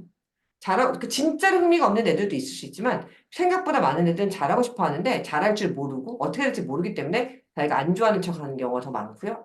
관심 없는 척 하는 경우가 되게 많아요. 이런 애들은 어떻게 하냐라고 많이 물어보세요, 어머님들. 근데 이런 경우에는 저는 뭔가 이렇게 외부 동기 하나하나를 뭔가 해서 뭘 주고 아까 말씀 뭐 달란트를 준다, 뭐 뭘 해준다, 칭찬 스티커 준다 이런 게 오히려 잘 안 통해요. 왜냐면 그런 거에 매사에 초연한 애처럼 굴거든요. 이런 애들은. 그쵸? 그래서 이런 애들은 자기가 좋아하는 거, 잘하는 것 쪽으로 발전시켜 주는 게 좋아요. 그러니까 수학에도 관심이 없는데 수학을 계속 시켜서 수학에서 어떻게든 이걸 끄집어내겠다 마음 먹으시면 잘 안 돼요. 다른 데서 효능감을 끌고 오셔야 돼요. 그래서 다른 데서 뭔가 자신감을 뿜뿜하게 만드셔야 돼요. 그래서 전체적으로 학습에 대한 그런 것들이 자기 자신 자존감이 올라간 다음에 수학으로 옮겨오게 만들어 주셔야 돼요. 이거 수학에서 기르려고 하시면 힘들어요. 왜냐면 이런 경우에 수학에 대해 이렇게 무심한 애들은 수학에 대한 관심도가 떨어지는 게 아니라 수학을 잘하기 힘들다고 느끼기 때문에 피해가는 경우가 진짜 많거든요. 그리고 제가 말씀드렸잖아요. 애들의 근본적인 마음은 잘하고 싶어 한다니까요. 못하고 싶어 하는 애잘 없어요. 깊이 파고들어 대화해보면. 근데 일단 자기가 못할 것 같은 게 이렇게 말한단 말이에요. 그리고 노력 부족형 아이들이 있어요. 뭐냐면 욕심도 많아요. 뭐든 잘하고 싶어요. 근데 노력도 안 하고 뭘 하지도 않고 그냥 맨날 배우는 것만 좋대요. 맨날 수업만 들으려고 그러고 근데 듣는 것만 재밌다고 막 그러고 그냥 뭔가 이렇게 단편적인 지식에만 막 함몰돼가지고 막 그러는 것 같은데 어떡하나요? 이런 얘기 많이 하시거든요. 근데 저는 당연히 이 나이 애들은 내가 뭔가를 얻기 위해서 내 에너지를 노력하고 이렇게 쓰는 게 익숙하지 않다고 생각해요. 그래서 저는 이게 나쁘다고 생각하지 않거든요. 이러면서 하나씩 두 개씩 노력하면서 배우고 얻어가는 거지. 그쵸. 근데 다만 이런 애들은 제가 부탁드리고 싶은 게 뭐냐면 학원에 많이 보내지 마세요. 이런 애들은 학원 되게 많이 다니고 싶어요. 왜냐면 가는 것만 다 배우니까 재밌거든요. 그래서 어떤 피드백이 듣냐면 싫어하는 학원이 없어요. 학원만 가면 다 재밌대. 근데 뭐든지 제대로 공부를 안 해. 그래서 오히려 저는 이런 애들 어머님들한테 그런 얘기 드리는데 너 뭐 안 하면 그치, 학원을 끊어주겠다고. 그러니까 우리가 맨날 그런 거잖아. 너 이거 안 하면 뭔가 이제 학원을 더 보내겠어. 너 공부 더 시켜야 되겠어가 아니라 너 배우는 거 내가 하나 없애버릴 거. 뭐 이런 얘기 해주시거든요, 어머님들이. 그래서 제가 어머님들 이렇게 뭔가 배우는 거 좋아하는 애들은 학원 너무 많이 보내시면 그냥 그 배우는 거에 막 이렇게 노출돼가지고 자기 공부할 시간들을 자꾸자꾸 줄여나가고 안 한다고. 그래서 이렇게 뭔가 노력을 안 하고 이런 애들은 말씀드렸던 것처럼 공부량을 막 많이 늘리실 게 아니라 하나라도 집중할 수 있게끔 환경을 만들어 주셔야 돼요. 근데 아까 말씀드렸잖아요. 배우면 다 재밌어 하니까 학원 보내놓으면 다 적응 너무 잘하거든요. 하지만 적당한 선에서 잘라주셔야 되는 부분이 필요하고요. 저는 제가 봤을 때는 애들이 한 중학교 2학년 요 정도 밑까지는 자기 동기부여를 뭔가 노력한다거나 하는 게 잘 안 생겨요. 그냥 관성이에요. 어디 보내놓으면 그것들을 따라가고 뭔가 수행하고 의무적으로 어떤 우리가 틀에 잡아놓은 것들을 수행하는데 그냥 몸이 길들여져서 아이들이 해나가는 거예요. 그러다가 어느 순간 이게 이렇게 하려면 내가 뭔가 노력해야 되는구나 여기서 더 올라가야 되는구나 느끼지 그 전까지는 그냥 아까 말씀드린 관성과 습관에 의해서 많은 부분이 움직여요. 내부 동인이 생기려면 철이 들어야 되고 내가 알고 싶은 내가 좋아하는 것 내가 갖고 싶은 이런 것들을 다 이렇게 구별한 나이가 돼야 되는데 우리 아기들은 아직 그렇지 않아요. 그리고 이제 복합형이 뭐냐면 이 모든 단점을 모두 조금 조금씩 갖고 있는 애들이에요. 그런데 저는 복합형 아이가 가장 정상적으로 생각해요. 무슨 얘기인가 하면 애들은 대부분 아직까지 공부라는 거에 대해서 뭔가 깊게 생각해보다 이러지 않아요. 그냥 엄마가 하라니까 하는 거고 이렇게 했을 때 엄마가 뭘 해준다니까 하는 거고 아까 말씀 그냥 학원 갔더니 애들이 있으니까 거기서 같이 공부하는 거 약간 이런 느낌이거든요. 그래서 대부분 애들은 아직까지 그러니까 자아는 생기고 사춘기는 생기긴 하지만 그냥 그 환경적 상황에서 최선을 다하면서 하루하루를 그냥 보내는 거예요. 먼지라고요, 먼지. 제가 말씀드렸잖아요. 그래서 대부분 아이들은 이 모든 단점을 다 갖고 있어요. 이 하나가 너무 극대화되잖아요. 그 극대화되는 이유는 부모님들이 그거를 문제시 삼고 이거 클래스 클래스 이렇게 생각하시기 때문에 그냥 대부분 애들은 이거 조금 조금씩 다 갖고 있다고 보시면 되세요. 근데 왜 이렇게 우리는 불안하고 걱정이 많으냐라고 하면 제가 늘 드리는 어떤 멘트 중에 이런 게 있죠. 어머님들이 걱정하시는 거 사실 생각해보면 이런 거예요. 뭔가 수학이 계속 어려진다고 나오고 수학이 중요하다고 나오고 수능에서 수학이 중요하다고 하는데 우리 아이가 수학을 한 번 놓치면 아까 골든타임처럼 계속 수학을 못하게 될까 봐 걱정하는 거죠. 그리고 어떤 문제를 지금 틀리는데 이게 계속 틀려서 이 아이가 나중에 수능 칠 때도 이것 때문에 덜미가 잡히고 수학에서 뭔가 공부를 못하고 틀리게 되는 아이가 될까 봐 걱정하는 거고. 남들보다 뒤처지는 거 걱정하는 거고. 나보단 좀 더 나은 삶을 살게 하기 위해서 내가 지금 이렇게 수학 공부 시키는 건데 내 마음도 몰라주고 아이는 저러고 있는 거고. 이런 느낌 드실 거예요. 근데 제가 늘 부모님께 드릴 말씀이 뭐냐면 우리가 내가 받았던 어떤 교육의 패러다임을 우리 아이, 나랑 몇 살 차이, 2, 30년씩 넘게 차는 아이에게 적용을 하고 있는 거예요. 얘네가 살아갈 미래가 바뀐다고 제가 늘 말씀드리고 있죠. 다만 우리가 아무도 그 미래를 본 적이 없기 때문에 불안한 거죠. 그러니까 자꾸 이 기준을 내가 아는 기준에 이 아이 틀에 맞춰버려요. 그러다 보니까 내가 앞으로 바뀔 것들에 대해서 계속 정보를 업데이트하고 한다고 하는데 내가 뭔가를 알게 돼서 그쵸 공부시키거나 하는 건 자꾸 내 옛날 사고방식이나 내가 옛날에 생각했던 어떤 것들 또는 내가 나중에 철들어서 터득했던 걸 우리 아이에게 일찌감치 터득시키고 싶어요. 근데 내가 늦게 터득한 또는 내가 나중에 철들어 터득한 걸 우리 아이는 어떻게 7살, 8살, 9살에 터득할 거라고 생각하세요? 그건 스스로 터득하는 게 아니라 부모님들이 심어주신 게 되거든요. 그렇다고 아이가 그걸 터득할 때까지 그냥 방치하냐? 절대 그렇지 않죠. 제가 저 뒤에 가서 어머님에게 핵심적인 어떤 멘트를 알려드릴 건데, 그렇지 않아요. 그렇게 하시라는 말씀이 아니에요. 다만, 지금의 이 조급증들이나 어떤 압박감이나 이런 걸 조금 더 내려놓으시라고 말씀을 드리는 거예요. 왜냐면 우리 아이들이 걸어갈 길은 정말 평가가 달라질 길이고, 대학이 전부가 아닌 시대가 올 거고, 세상이 정말, 아까 말씀드렸죠. 빨라지는 주기가 짧아지는 상황에서 내년과 후년을 장담할 수 없는 세상에 점점 더 봉착하게 될 거예요. 다만, 교육이라는 게 그나마 사회 중에서 가장 늦게 변하는 조직이기 때문에 교육이나 입시가 바뀌는 게 가장 늦게 변하는 속도로 바뀌거든요. 왜냐면 이게 미래랑 아이랑 관련된 부분이기 때문에 이거는 정말 검증이 좀 더 많이 일어난 다음에 바꾸는 편이기 때문에 그래요. 그러니까 정말로 공부가 정답이 아닐 수도 있어요. 요즘 애들의 꿈이요. 제가 애들하고 대화해보면 되게 재밌는 게 한 3, 4년 전만 해도 애들의 꿈이 뭐냐면 건물주였어요. 건물주가 꿈이라고 그랬어요. 근데 요즘 애들 꿈이 바뀌었어요. 건물주가 아니에요. 요즘은 돈 많은 백수가 되고 싶다고 그래요, 애들이. 이유가 뭐라고 하면 건물주 너무 피곤하게 산대요. 돈 많은 백수? 그러니까 애들은 예를 들면 우리 교수님 저희 지도 교수님께 하실 말씀이 있는데 전업 자녀가 되고 싶어요. 이유가 뭐야라고 생각해 보시면요. 그런 거죠. 너무 어릴 때부터 많은 것들에 대해서 그쵸. 이렇게 학습하고 뭔가 노출되어 있고 많은 부분에 애들도 그 스트레스를 계속 받고 있어요. 그러니까 어떤 자극이 주어지고 내가 뭔가를 끊임없이 생각을 하고 변해야 되고 이런 것도 애들도 애기 때부터 스트레스인 거예요. 물론 다만 자기는 그렇게 안 살아본 적이 없어서 그게 비교의 스트레스가 되진 않지만 애들도 그런 부분에서 우리 어렸을 때와 다른 삶을 살고 있잖아요. 어릴 때부터 많이 학습이라는 거에 노출되기도 하고, 그쵸? 그러다 보니까 그 피로도가 저희가 느끼는 것보다 좀 더 빨리 와요. 그래서 정말 초등학교 5, 6학년 애들 입에서 그 얘기가 나와요. 예전에 뭐 축구 선수가 되고 싶어, 연예인, 뭐 유튜버 이랬다. 요새는 돈 많은 백수야. 뭐 이런 얘기 하는 거 보면, 이 아이들이 삶의 지침이 우리 어렸을 때보다 좀 더 빨리 오는구나. 그럼 제가 놀리거든요. "헉, 니네 어떡하냐? 200살 산대, 니네는. 막 이러면서 놀리거든요. 그쵸. 그러니까 200살 안에 어떤 일이 벌어질지 모르는 삶을 살게 될 아이들이란 말이에요.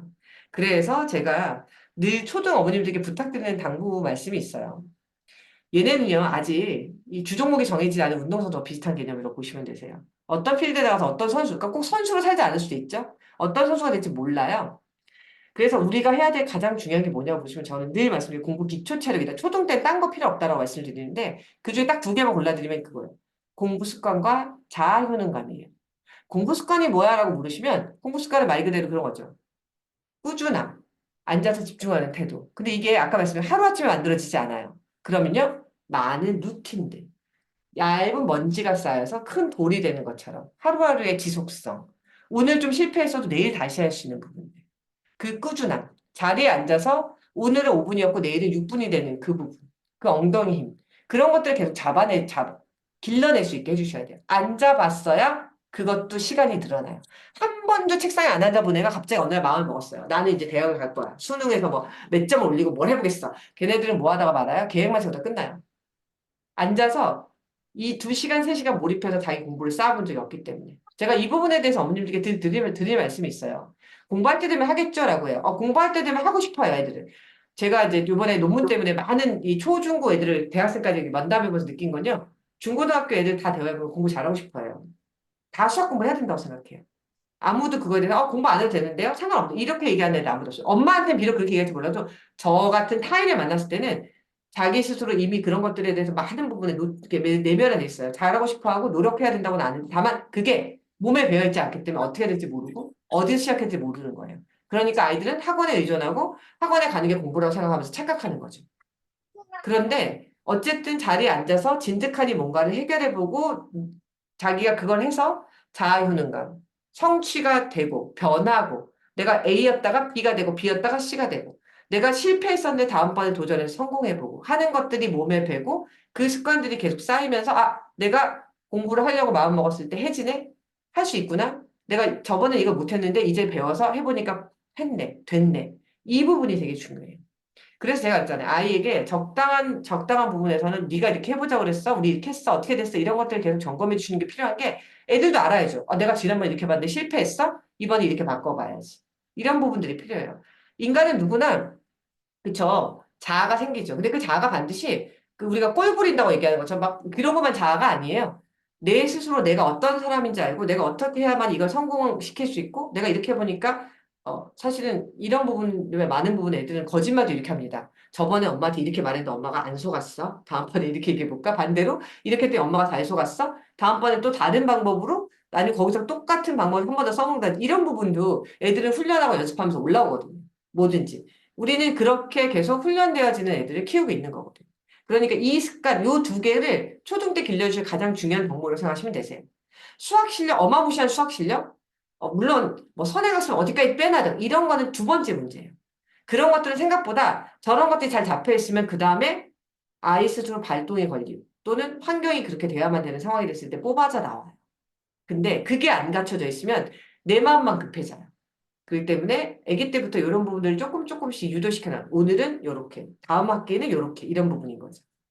제가 늘 이제 그 밑에 있는 박스에 내는 얘기도 많이 드려요. 뭐냐면 애들이 어머님들이 많이 질문하시는 게 얘가 지난번에 동그라미 쳤던 문제를 이번에 다시 보니까 몰라요. 모르는 거죠? 뭐 당연히 모를 수도 있고 안 수도 있고 그거를 어떤 개념을 알고 있다. 이걸 확인하시려고 하지 마시라니까. 그냥 초등 때는 그것조차도 아이들 머릿속에서 막 분류가 돼서 체계적으로 나눠지지 않아요. 근데 어떤 단원에 어떤 문제를 맞췄던 걸 조금만 다르게 해도 애들은 틀릴 수 있어요. 어제 맞았던 걸 다시 틀리기도 하고요. 반대로 어제 몰랐던 걸 오늘 알기도 해요. 그냥 얘네한테는 이게 다 그냥 새로운 경험이에요. 우리들은 많은 것들 경험하고 많은 게 빤해져 버려서 이건 이거고 저건 저거가 다 정형화 돼 있죠. 애들은 그렇지 않아요. 그렇기 때문에 오늘 알던 거 내일 모를 수 있고 오늘 틀리던 거 내일 맞을지 모르기 때문에 아예 그런 부분에 너무 이렇게 뭐랄까 걱정하시고 제가 두 번째 줄에 적었어요. 아이의 문제점은 대부분 어머님이 걱정해서 문제가 된 거예요. 실제로 문제가 아닌 경우가 더 많아요. 물론 어머님도 그래요. 선생님은 선생님이시 저는 오히려 많은 애들을 겪으면서 이걸 너무 뭐랄까 문제화시키고 막 이럴 필요 없다는 거를 저부터도 깨달았어요. 저도 사실 어떤 선생님이었냐면 예전에 뭔가 아이가 단점이 있으면 그거를 당장 지금 안 고치면 막 큰일 날 것 같고 막 나중에 얘가 후회하게 되고 막 이런 식으로 되게 안달복달하던 선생님이었어요. 되게 막 애나 어머님을 막 잡는 근데 제가 이렇게 말씀드렸던 것처럼 오히려 저야말로 그 고학년 애들 막 안달복달 가르칠 때보다 초등 애들을 오랫동안 지켜보고 그 아이들이 나중에 성장한 이후의 모습까지 계속 지켜보면서 느껴진 거는 그쵸. 지금 이 아이에게 어떤 우리가 문제가 될 것들은 나중에 되면 다 사라져요. 왜? 애들하고 대화하면 되게 재밌는 게 뭐냐면요. 제가 예전에 막 혼냈던 거, 막 화냈던 거, 막 이런 것들 막 얘기해주면 애들은 대부분 다 기억 못해요. 에? 그럼 혼내고 화내야 돼요. 그 뜻이 아니고요. 뭔가 혼내고 화낸 것들이 근본 베이스가 아이 잘 되라고 제가 해준 것들. 그 다음에 저 같은 경우에 애들한테 뭔가 꾸중을 하고 이래도 꼭 웃겨주거나 재밌게 해서 애들 집에 보내고 막 이러거든요. 이제 그런 부분에서 애들은 그냥 공부가 재밌었고 그때 설마 수학 공부했던 게 막연하게 되게 즐거웠던, 재밌었다고 생각해요. 근데 너 그때 되게 못했어. 막 이런 얘기 제가 해주거든요. 제가요? 근데 실제로 제가 만나봤던 애 중에 되게 쇼킹했던 게 제가 봤을 땐 그 당시에 걔가 선행할 당시에 굉장히 뭐랄까 성취가 좀 낮았거든요. 힘들어했고. 근데 본인은 그렇게 기억하지 않더라고요. 이유가 뭐라고 하시면 그 공부를 나중에 실제 성취를 평가받는 시절은 더 이후의 공부죠. 그때 그게 성취가 올라와 있으면 오히려 애들에게 남는 건 그냥 즐거웠던 기억. 그 제가 여기다 적었죠. 정서. 그다음에 습관. 무슨 습관? 꾸준히 뭐 학원을 간다. 아니면 꾸준히 뭔가를 한다. 그다음에 매일매일 수행해야 될 것들을 수행하고 그 다음 과정을 넘어갔던 기억들. 뭐 이런 것들 있죠. 몸에 배운 학습 습관. 아까 제가 공부 습관 말씀드린 것처럼. 그리고 남는 것은 정서가 남더라고요. 정서가 뭔지 아실 거예요. 재밌었다, 즐거웠다, 좋았다, 내가 했는데 성공했다, 이런 감정들. 이런 것만 남아요. 생각보다 그 하루하루에 뭔가 말씀드렸던 것처럼 제가 가르치는 선생님 입장에서는 뭔가 이 아이에게 그런 식으로 뭔가 어려웠던 거 힘들었던 거 막 이런 게 되게 많이 남을 줄 알았으나 애들은 그렇지 않아요. 그 실제로 그렇게 기억하지 않았어요. 많은 부분에 감정이 남고 정서가 남는 거니까 긍정적인 정서를 갖게 해주시는 게 되게 필요해요. 재밌었는데요? 좋았었는데요? 나도 모르게 하는 부분들. 그래서 어린 시절의 공부에 너무 뭐랄까 막 그게 하나하나의 어머님들이 우리만 늙어요. 제가 늘 말씀, 우리 주름살만 늘어요. 그쵸? 우리 주름살만 늘고 우리만 신임에 잡혀 있어요. 즐겁고 유쾌하게 아직은 뭔가 그 막 평가에 너무 함몰되지 마시고 즐겁게 공부시켜 주시는 부분이 필요해요.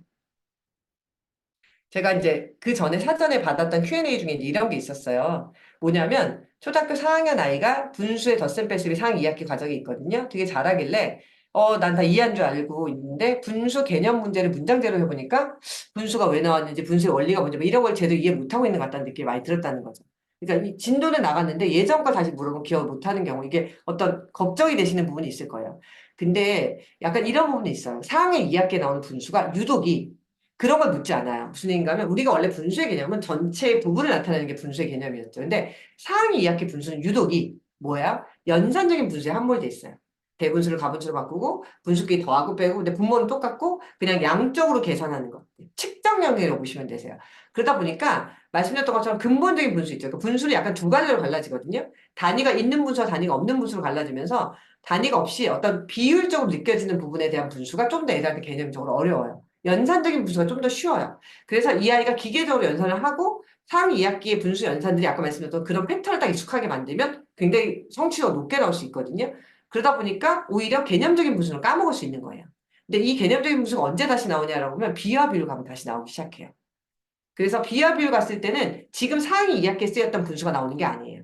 오히려 예전에 3학년 때 나왔거나 그죠? 3학년 때 나왔던 분수, 아까 말씀 전체 양 중에 몇 분의 몇에 해당하는 이런 것들 많이 다뤄보게 됐는데 실제로 그때쯤 되면 아이들이 조금 더 많은 부분에서 퍼센트도 배우고 비율적인 부분을 같이 배우면서 그 원리가 또 다르게 트여요. 그래서 제가 다음 편 예고로 드린 이유가 다음 편 예고를 제가 여기다 적어놨는데 제가 그래서 초등 수학에서 어떤 단원들이 그냥 단원 하나하나의 특징 말고 어떻게 연결되는지 이 단원이 어떻게 영향을 주는지, 그래서 이 단원에서 아이들은 어떤 개념을 받아들이고 어떤 걸 놓칠 수 있는지, 어떤 걸 잊어버릴 수 있는지, 잊어버렸다는데 문제되지 않는다. 이게 나중에 이때 가서 반복된다. 그런 얘기 들으면서 이런 것들에 관련된 어떤 지도 노하우라든지, 왜냐면 책수형 어머님들 같은 경우 본인이 지도하신 경우도 굉장히 많은 걸 제가 알고 있으니까 아이를 지도할 때 어떤 접근을 시켜주면 좋을 것인가, 어떤 이론을 또는 어떤 원리를 어떻게 반복적으로 이해시키고 뭐 이런 여러 가지 부분에 대한 어떤 애로점들이 있으실 수 있다 보니까 그런 부분에 대한 걸 제가 한번 강의를 해드리면 어떨까라는 생각이 들어서 제가 다음 편에는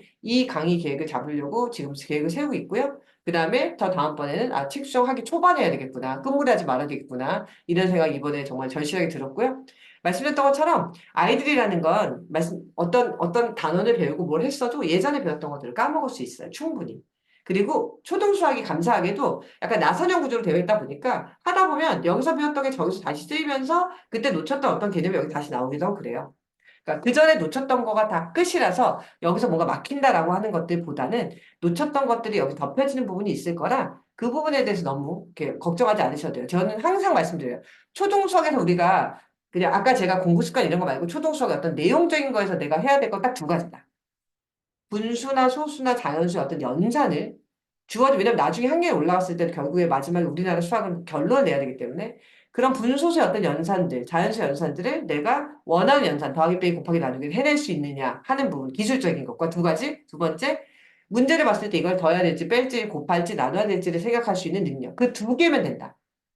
예를 들면 사고력 문제집을 해가지고 뭘 떼야 되고 뭘 떼야 되고 뭘 떼야 되고는 그냥 약간 이런 거죠. 영양제로 따지면 영양제예요, 정말. 밥이나 반찬이 아니라 먹어도 괜찮고 안 먹어도 되는 영양제라고 보시면 돼요, 사고력 수학은.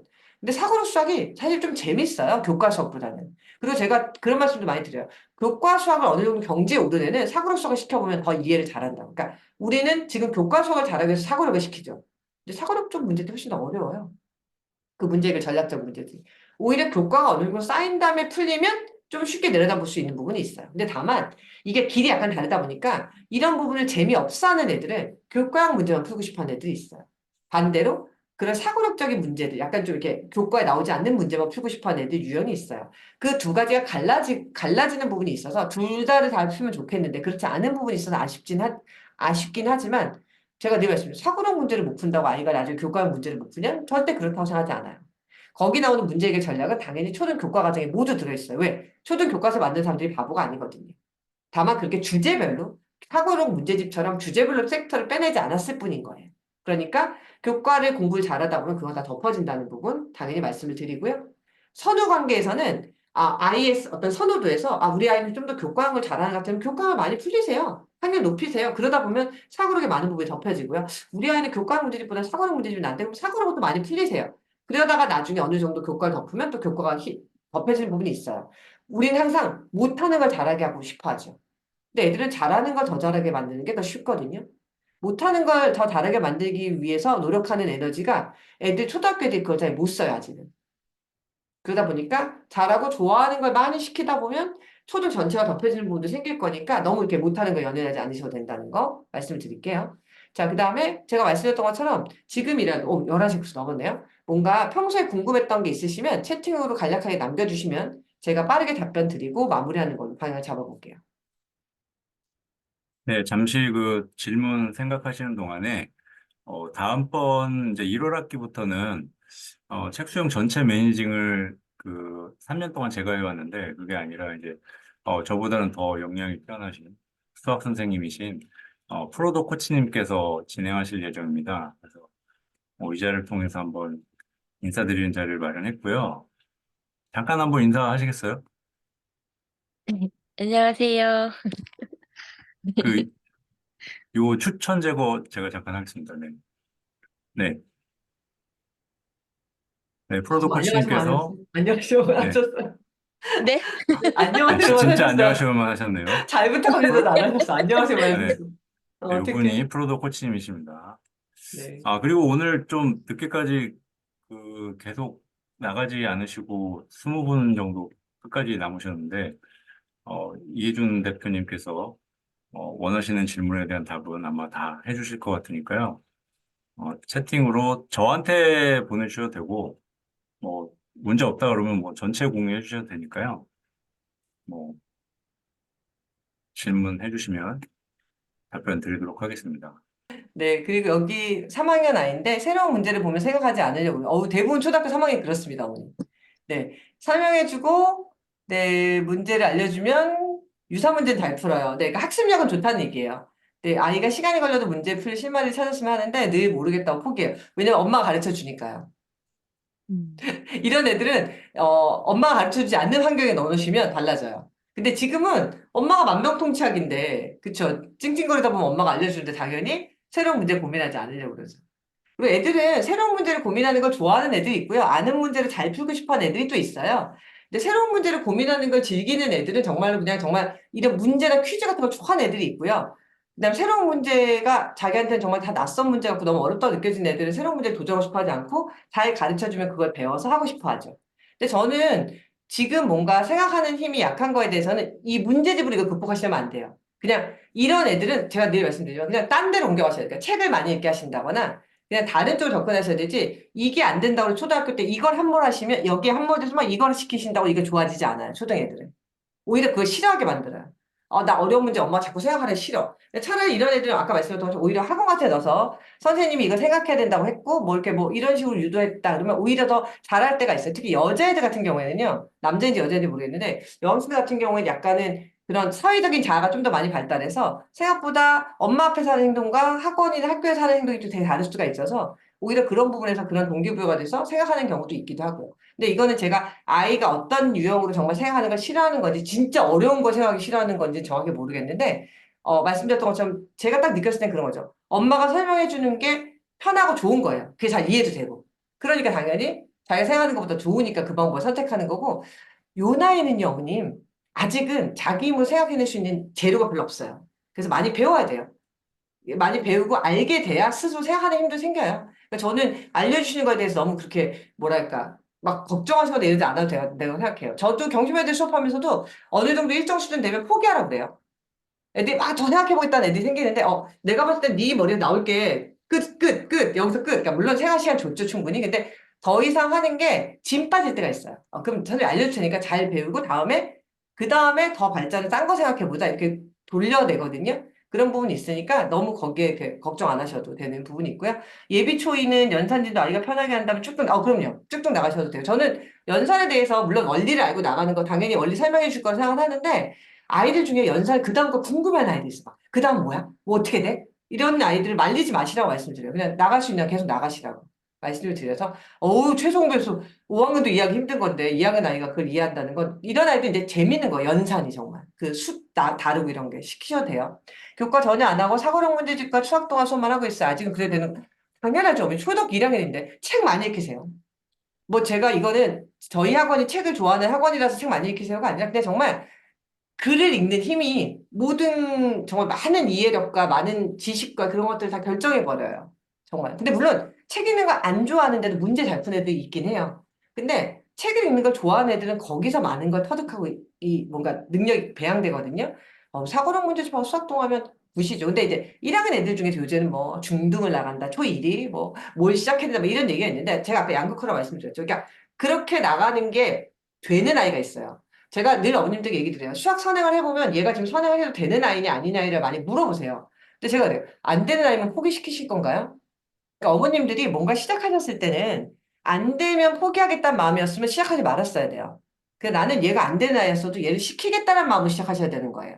그러니까 생각보다 선행을 시작한다는 건 굉장히 각오를 갖고 가셔야 돼요. 난 이때 만약에 이 아이가 이거 못 알아듣고 힘들어하면 더 시킬 생각, 잘 알아듣게 덜 뭔가 해줄 생각인 거지. 해보다 안 되면 말아야지라는 생각을 하시면 안 돼요. 그럼 아이에게 오히려 나쁜 정서만 갖게 돼요. 난 해봤는데 안 되는 애였어. 그러니까 할만 할 때 시키셔야 돼요. 근데 이제 아까 말씀드렸던 것처럼 할 만할 때를 모르고 내가 시키기 시작했어. 그래도 저는 포기하지 말고 꾸준히 시키시라고 말씀드려요. 그러니까 난이도를 좀 조절한다거나 속도를 조절하는 한이 있어도 포기했다거나 이런 마음을 주게 되는 게 별로 좋지 않거든요. 최상위 문제집과 재앙의 거 풀어도 정답률이 5, 6점이면 다시 복습하면 좋을까요? 아니면 그냥 완벽하게 안 하고 다음 학년 진도를 해도 될까요? 3학년 끝나고 4학년 되는 아닌데 3학년 최상위 못 푼다. 3학년 최상위 어려워요. 3학년 최상위가 3학년만 안다고 푸시는 문제가 아니에요, 어머님. 그러니까 최상위 문제집은요, 어느 순간 어떤 느낌이 됐냐면 문제집의 문제집이 돼버렸어요. 그래서 자기의 어떤 위상을 지키기 위해서 문제가 점점 어려워지게 편집이 돼요. 그러다 보니까 3학년 과정을 배운 아이가 3학년 최상위 못 풀 수 있어요, 충분히. 그래서 저는 어머님들에게 늘 말씀을 드리는데, 교과 과정을 풀다가 언제부터 최상위 풀어야 되냐, 언제 최상위 안 푸냐, 뭐 이런 얘기 많이 물어보시면 저는 최상위 문제집을 반드시 꼭 풀리셔야 된다고 생각 안 하시기도 해도 된다. 최상위가 꼭 무조건 꼭 모든 문제에 필수는 아니다. 특히 3, 4학년 최상위를 안 푼다고 해서 애가 큰일 나지 않는다. 오히려 3, 4학년 최상위에는 교과를 벗어난 사고력 문제집에서 터득한 어떤 원리를 써먹어야 되는 게 너무 많다라고 많이 말씀을 드려요. 그래서 그냥 그러니까 예를 들어 디딤돌 기본 응용 정도, 기응 뭐 아니면 응용 정도만 풀려도 되고 오히려 최상위를 언제쯤 풀려야 되냐라고 물으시면 한 5학년 정도 최상위는 정말 손대기 힘들 정도로 어렵거든요. 그래서 이런 아이는 이제 복습으로 좀 풀리신 거잖아요. 3학년 끝나고 풀리신 거죠. 그래서 다시 이걸 뭔가 최상위 꼭 풀리면서 가야 된다고 물으시면 저는 그렇게 생각하지 않고 어머니 말씀대로 오히려 4학년 거 풀리고 학년 거 올라가서 풀리시는 게 낫다고 생각하는 편이고요. 그 다음에 보자. 최상위를 겨울방학 때 3학기 2학기 다시 할지 상해 넘어갈지 고민하고 계시는 상황인 거죠. 3학기 2학기가 최상위 말고 응용 정도의 난이도 정도나 아니면 예를 들면 큐브의 심화 정도 실력, 그러니까 최상위보다 조금 더 쉬운 문제집이 있어요. 최상위 S는 아니에요. 최상위 S는 최상위하고 레벨이 비슷한데요. 가장 어려운 걸 가장 쉬운 걸 빼낸 문제집이지 최상위 난이도 자체가 쉬운 문제집은 아니에요. 최상위 S는 제 말은 그거보다 조금 더 수준 낮은 문제, 디딤돌 응용 정도가 좋아요. 이걸 복습시켜 보세요. 근데 만약에 그거 다 미리 풀렸다? 근데 한번 복습으로 풀려보세요. 쭉쭉 풀 수 있나? 근데 만약에 응용이 나오는 문제들 쭉쭉 풀어서 뭐 정답률이 한 80, 90 됐다. 그럼 복습 안 시키죠. 그러니까 3학 2학기 또 하실 필요는 없어요. 그러니까 어머님이 3학 2학기 문제 중에 예를 들면 뭐 총정리되어 있는 거나 아니면 그 디딤도 응용 같은 정도의 난이도에 아니면 뒤에 있는 단원 마무리 같은 것들만 단원 한 6개 단원이잖아요. 그걸 골라서 풀려보시는 거예요. 근데 아이가 정답률 한 8, 90 됐다. 3학 2학기에 어떤 문제가 있는 건 아니에요. 그러니까 최상위 문제집이 어려운 거예요. 그래서 제가 최상위 문제집은 약간 어머님들 로망이다. 집에서 시키기 힘든 문제집이다. 왜? 말씀드렸잖아요. 아이에게 뭔가 티칭해야 되고 그걸 응용해서 문제를 풀라고 해야 되지. 이게 그냥 교과 문제를 풀었다는 아이가 심화를 풀 수 있는 문제집은 아니에요. 그래서 집에서 풀리시기에 사실 쉬운 문제집은 아닌데 애들 중에는 최상위 척척 푼 애가 있던데요 라고 하시는 경우가 있어요. 물론 원래 뭐 남의 집 애들 모두 유니콘이에요. 다 풀 수 있는 것 같아요. 우리 집에만 못하는 것 같거든요. 근데 최상위가 글밥도 길고요. 아까 말씀드렸던 어떤 유형별 학습을 하지 않으면 그 밑에 문제를 못 푸는 구조로 되어 있어요. 그리고 너무 심하게 연산을 많이 틀린다.